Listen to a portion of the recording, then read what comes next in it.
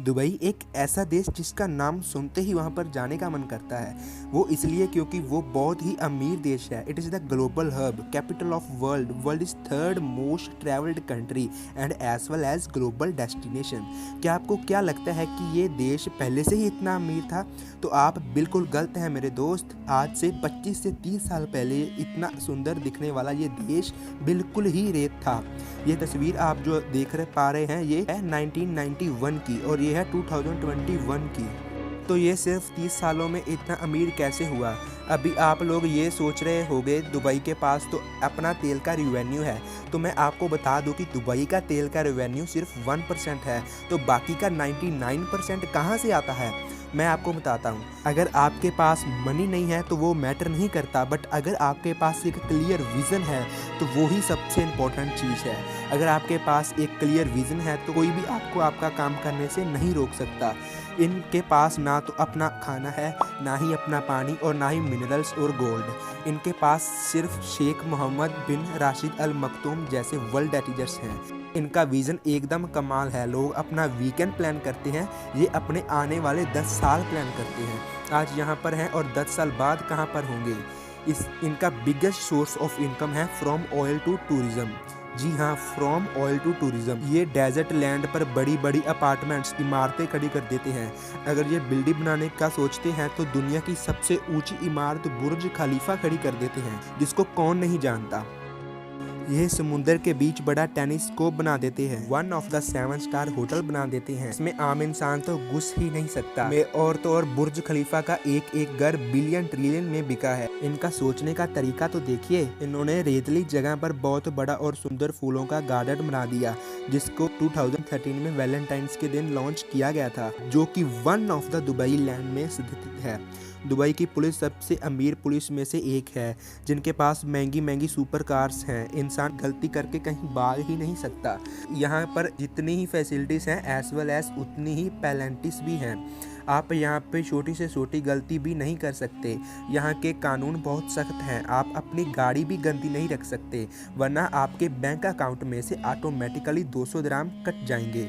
आप गाड़ी अपने घर पर भी नहीं धो सकते, आपको उसके लिए वॉशिंग स्टेशन तक जाना होगा।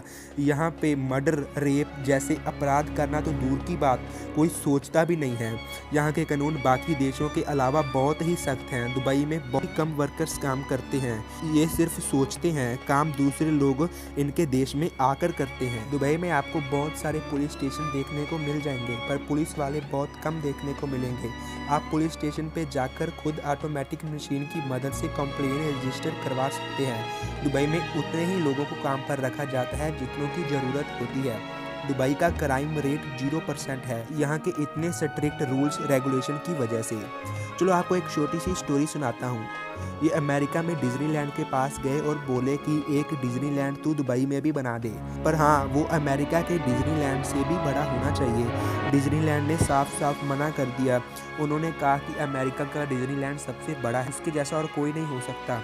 तो उन्होंने कहा कि हम डिज्नीलैंड से भी 2.5 गुना ज़्यादा बड़ा दुबई लैंड बनाएंगे, जिस पर 2 लाख से भी अधिक लोग प्रतिदिन विजिट करेंगे। तो फिर क्या था, इन्होंने बना दिया अपना खुद का दुबई लैंड। दुबई के माल्स सबसे अनोखे माल्स हैं। इन्होंने मैन मेड आइलैंड बनाया, जो कि बिल्कुल ही एक ट्री की शेप में है। ये चाहते तो इसे गोल सर्कल की शेप में भी बना सकते थे। वो इन्होंने इसलिए नहीं किया क्योंकि अगर ये गोल सर्कल की शेप में बनाते तो वह घर बहुत ही कम बिल्ड होने थे। इसलिए इन्होंने इसे एक अमेजिंग शेप दिया ताकि यहाँ पर ज़्यादा से ज़्यादा घर बिल्ड हो जाएं, और इनको बाद में मोटी रकम में सेल किया गया।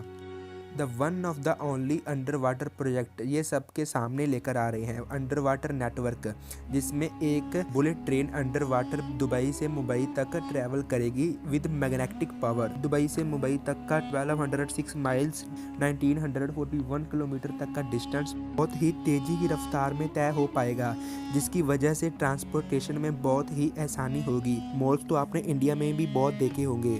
पर ये बना रहे हैं the one and only Dubai mall, जो कि सबसे अलग होगा, सबसे बड़ा, जिसकी लेंथ होगी लगभग 7.5 लाख स्क्वायर मीटर, जिसमें कि सारी फैसिलिटीज सुविधाएं प्रोवाइडेड होंगी, जैसे कि theme park, film theatre including medical facilities as well as 100 hotels, 20,000 rooms and as well as buildings apartments, 7 lakh kilometre तक का walking street, playground for childs and all facilities available only in one route. इनका ये कहना है कि आने वाले 20 सालों तक इलेक्ट्रिक ऑटोमेटिक कार्स होंगी, जिसमें एक्सीडेंट्स की प्रॉब्लम काफ़ी हद तक कंट्रोल हो जाएगी।